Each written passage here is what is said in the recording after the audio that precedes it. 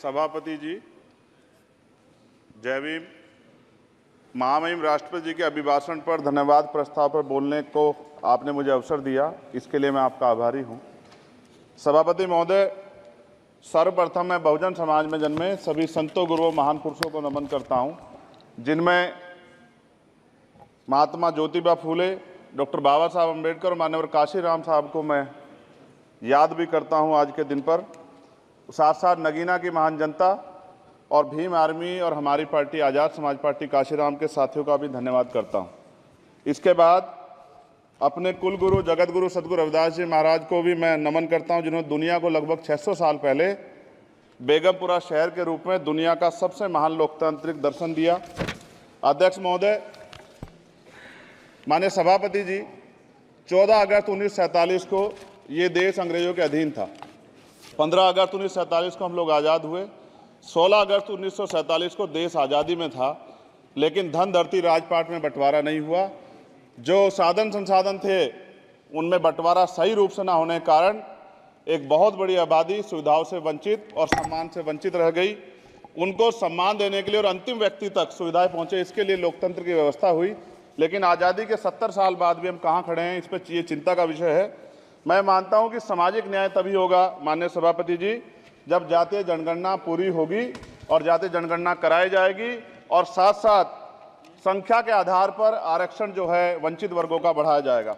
उसके साथ साथ जब राष्ट्रपति जी अभिभाषण पर बात रख रही थी तो उन्होंने शहरी और ग्रामीण क्षेत्रों के विकास की बात कही और ये भी कहा कि दुनिया में सबसे उत्तम शहर हमारे यहाँ बने। लेकिन माननीय सभापति जी, 70% आबादी तो गांव में निवास करती है, तो गांव की आबादी के बारे में भी सोचना होगा कि उनका जीवन कैसे बदले।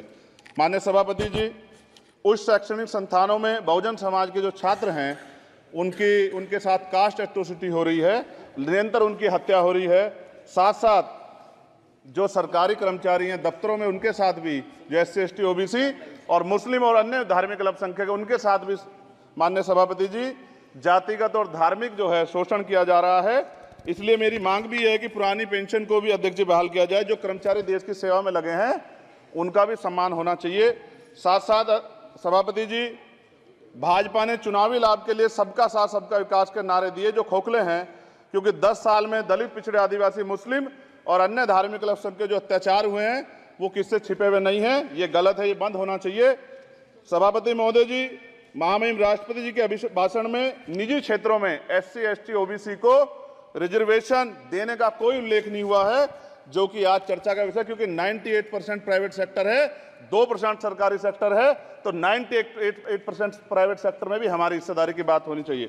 माननीय सभापति जी, आशा कार्यकर्ताओं, आंगनबाड़ी वर्करों, भोजन माताओं के वेतन वृद्धि पे भी कोई उल्लेख नहीं हुआ है, वो भी अभी नंगे, उन पर भी सोचना पड़ेगा। माननीय सभापति जी, जिस क्षेत्र से मैं चुन के आऊँ नगीना से, वो बहुत पिछड़ा क्षेत्र है। उस क्षेत्र में कोई विशेष आर्थिक पैकेज नहीं दिया गया, रोजगार की सेवाएं नहीं है, नौजवान पलायन करता है।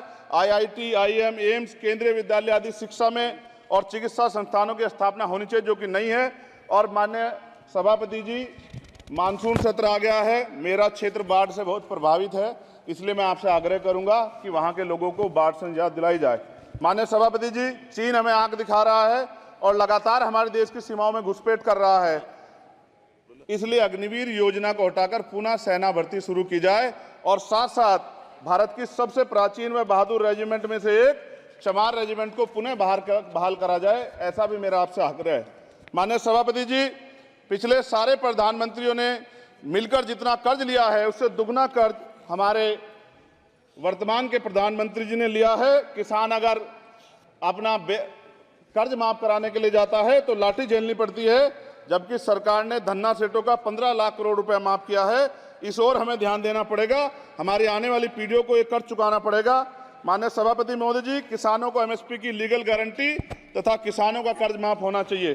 साथ साथ 2 अप्रैल 2018 को SC ST के बच्चों पे बहुत बड़े पैमाने पे मुकदमे लगे थे, वो हमारी लड़ाई सही थी, ये सुप्रीम कोर्ट ने माना और बाद में सरकार ने माना, वो मुकदमे तुरंत वापिस होने चाहिए। माननीय सभापति जी, प्रेस जो है उस पर भी शिकंजा कसा जा रहा है। जो पत्रकार सरकार के खिलाफ बोलता है नौकरी से हाथ धोना पड़ता है, और सोशल मीडिया हमारा हथियार है, उस पर तरह तरह के प्रतिबंध लगाए जा रहे हैं और विरोध करने वालों को सोशल मीडिया हैंडल भी सस्पेंड करा दिए जा रहे हैं। साथ साथ सभापति जी, पेपर लीक और परीक्षाओं के कैंसिल होने से देश के नौजवानों का भविष्य खतरे में है। नीट, यूपी सिपाही भर्ती सभापति जी और 69,000 शिक्षक भर्ती में आरक्षण घोटाला हुआ है, कोई पूछने वाला नहीं, खून के आंसू रो रहे हैं बच्चे, बेरोजगारी का दंश युवा झेल रहे हैं। इसलिए मेरा आग्रह है कि युवाओं के लिए कृपया समाप्त करें चर्चा। माननीय सभापति जी, मैं पहली बार बोल रहा हूं, आप कहेंगे मैं बैठ जाऊंगा, मैं आपकी बात, मैं संवैधानिक मर्यादा का पालन करूंगा, मगर हम तो माननीय सभापति जी सुन ही रहे हैं। आप बोलिए, 1 मिनट। धन्यवाद, धन्यवाद। 1 मिनट और बोलिए। अध्यक्ष सभापति जी, नारी सम्मान की बात करने वाली सरकार, हमने मणिपुर देखा सर, हमने पहलवान बेटियों का हर्ष देखा सर, और हमने सर हाथरस की बेटी का हर्ष देखा सर, और हाथरस के परिवार को जो वादा किया था सरकार ने वो भी पूरा नहीं किया। और महिलाओं में भी, स्पेशली दलित, पिछड़े और मुस्लिम वर्ग की, आदिवासी वर्ग की महिलाओं के साथ आज भी एनसीआरबी का डाटा कहता है सर जो जुल्म हो रहा है वो सहनीय नहीं है सर। साथ साथ कोविड में तैरती, हमने कोविड में बहुत सुना सर, कोविड में तैरती लाशें भी गंगा में हमने देखी है सर, और मजदूरों का हाल भी हमने देखा है। सभापति जी, बस सब समाप्त कर रहा हूं। नोटबंदी पे छोटे मजले उद्योग की जो कमर टूटी वो भी हमने देखी है। सभापति जी, शैक्षणिक संस्थानों, विश्वविद्यालयों में, चिकित्सा संस्थानों में ओबीसी एसटी के योग्य अभ्यर्थी को एनएफएस करके जिस तरह निकाला जा रहा है, लेटरल एंट्री करके जिस तरह हमारे रास्ते बंद किए जा रहे, ये भी हम देख रहे हैं सभापति जी। साथ साथ मेरा ये कहना है सर, ये सबका इशू है कि प्राइवेट कर्मचारी सर और सरकारी भी कई जगह पे 8 से ज्यादा घंटों से काम करते हैं, और उनको जो सर उचित वेतन भी नहीं मिलता, तो न्यूनतम वेतन 20,000 रुपए तय हो और 24 घंटे की ड्यूटी। उदाहरण के तौर पे यूपी पुलिस सर बहुत पूरा काम करते हैं वो लोग, वो राज्य के विषय हैं। आप सर मैं आपके राज्य सरकार के लिए भी आपके संज्ञान में डाल रहा हूं विषय सर, पुलिस सब जगह है सर, लेकिन सवाल ये है सर, बहुत पसीना बातें हैं, 8 घंटे की ड्यूटी और वेतन विसंगति, वोटर स्कीम से उनको जो है बाहर किया जाए। माननीय सभापति जी, 1 मिनट चाहिए सभापति जी। राष्ट्रपति जी ने धर्म के बारे में बात की थी, राम मंदिर से पहले हमारे गुरुघर तुगलकाबाद का फैसला आया था राष्ट्रपति जी, वो सभापति जी अभी तक दिल्ली में स्थित सदगुरु रविदास जी महाराज का गुरुघर नहीं बना। साथ साथ सभापति जी, अपनी बात को खत्म करते हुए मैं आपसे कहना चाहता हूं कि जितना देश दूसरों का है सर, इतना हमारा भी है। हम मरने के लिए पैदा नहीं हुए, जो चाहता है हमारी हत्या कर देता है। मूछें रखने पे, घोड़ी पे बैठने पे, मटकी छूने पे हमारी हत्या हो रही है। क्या बदला है सर 70 साल बाद भी? दलित, पिछड़े, मुसलमानों पे हिंसा नहीं रुक रही है सर। मेरा आपसे संरक्षण के साथ ये आग्रह है कि इन घटनाओं को रोका जाए, और देश किसी की बपोती नहीं है, देश संविधान से चलता है सर, और संविधान से चलेगा, संविधान छेड़खानी बर्दाश्त नहीं की जाएगी सर। धन्यवाद।